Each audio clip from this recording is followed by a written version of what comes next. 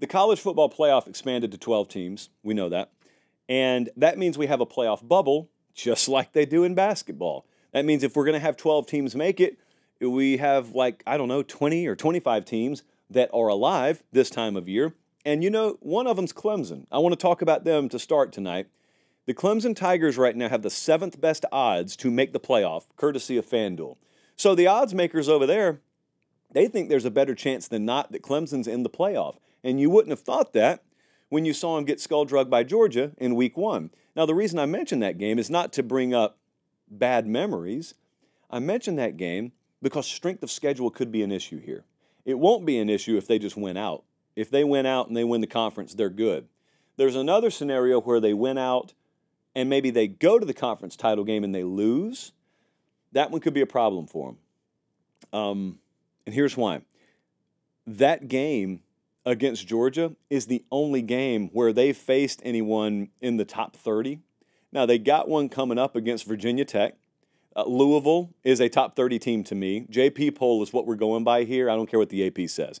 So they got Louisville coming up. That is a top 30 opponent to me. Virginia Tech is.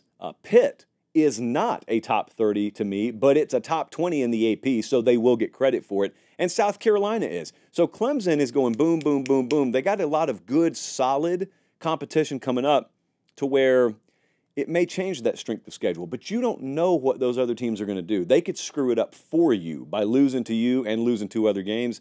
So Clemson, it's pretty cut and dry for them. They've got a really good path here. Win and you're in. Do they have the affordability to lose a game, especially if it's the conference title game against Miami? That depends a lot on how the rest of the country shakes out. What about LSU? Famously and egregiously, our friend Daniel Jeremetrius Cannell said the other day that LSU is eliminated. We have since discovered, based on things like logic and common sense, LSU is not eliminated. What was eliminated when LSU lost to A&M is the safety net was eliminated for LSU. So they really can't be losing again, or can they? Oh, yeah, we're going to go down that road. So LSU has, by my estimation, 3 quality wins against top 30 teams. USC is one of those. Well, USC is a loss. They played a top 30 team there. They got 1 top 10 win, by the way, already. That Ole Miss win, to me, is a top 10 win. I'm going by JP poll. I don't care what the AP says, although AP has Ole Miss, or had them top 10 at the time. But I want you to listen to this. They got a bye week this week. They're about to close with Bama, Florida, Vandy, and Oklahoma. To me, those are 4 top 40 caliber opponents. You can argue, plus or minus 5, but for broad strokes purposes, let's just say in a power rating format especially, those are, I can promise you, top 40 teams. The only one that would be questionable is Vanderbilt, ironically. What if they go 9-3? Here's what's interesting to me. So not only is LSU not eliminated right now, there's a world to me where if they beat Bama and they lose to like Florida, and then they beat Vandy, they beat Oklahoma, their 3 losses are USC, A&M, and Florida. All 3 of those games were away from home. You'd say 9-3, no way, man, because it's just accepted now out there in the old college football zeitgeist, if you will. You know how rarely I use that word, that no 9-3 team is going to make it. Well, as Meemaw used to always tell me, not all 9-3 teams were created equal. There's a world where LSU could be 9-3 and have played 6 teams in the top 40 and may have wins over a lot of them. Conversely, Clemson could sit there with no wins over top 40 competition. And they could be compared resume-wise. And so it gets really weird.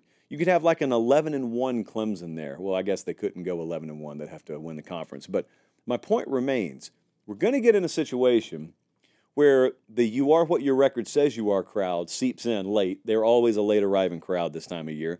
And they're going to look, and if it's 9-3 versus 10-2, it's one thing. But a 9-3 versus an 11-1, no way. No way. Well, there is a way. It's called strength of record and strength of schedule. Indiana, here's another perfect example on the other side of that coin. Indiana's 8-0 right now. They got the 12th best odds to make the playoff. The depth of the Big Ten is not good past the surface right now. So you may think to yourself, Okay, 8-0. I mean, they could probably even afford to lose to Ohio State, but if they're 11-1 in the Big Ten, they're going to go to the playoff, right? I'm not sure they are. I'm not sure they are at all because their best wins are outside the top 35 right now, and there's only one top 40 team left on their schedule, and that's Ohio State. And if they lose that one, which most assume they will, but it's not a foregone conclusion, then, friends, what's that resume? It's the Big Ten sticker. That's what the resume is. Because the actual strength of record would not be there. Strength of schedule would not be there.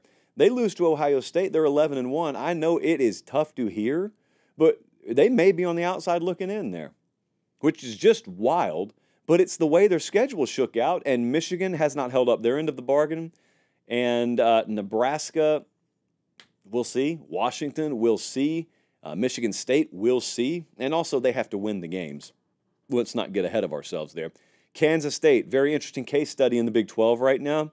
Can the Big 12 get two teams in? We all know if you just go win your conference, you'll be in.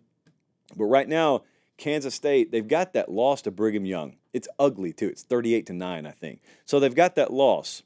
There is one path where I would feel good about the Big 12 maybe getting a couple of teams in, and that's just if Iowa State and Brigham Young continue on this collision course undefeated.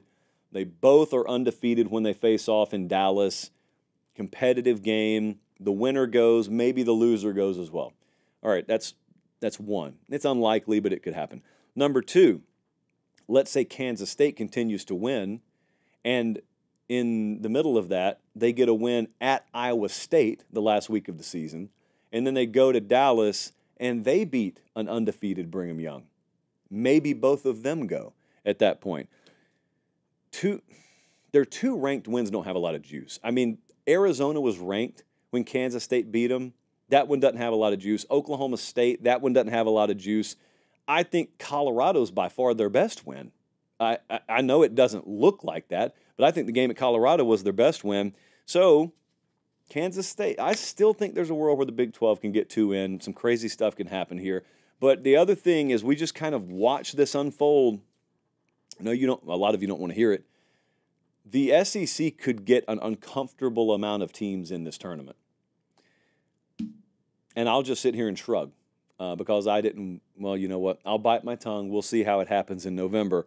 But just prepare yourself for a world where the argument is, should the SEC get 5 in or could they get 6 in? Because there is a scenario that could unfold here where the Big Ten's really top-heavy and the ACC only spits one out and the Big 12 only spits one out. Maybe Notre Dame's not there at the end of the year, so you got your G5 and then a bunch of slots are open and you just got a bunch of Tennessees and Alabamas and LSU sitting there and Texas A&M and Georgia. All these teams are in the mix. I probably left someone out. All these teams are in the mix right now.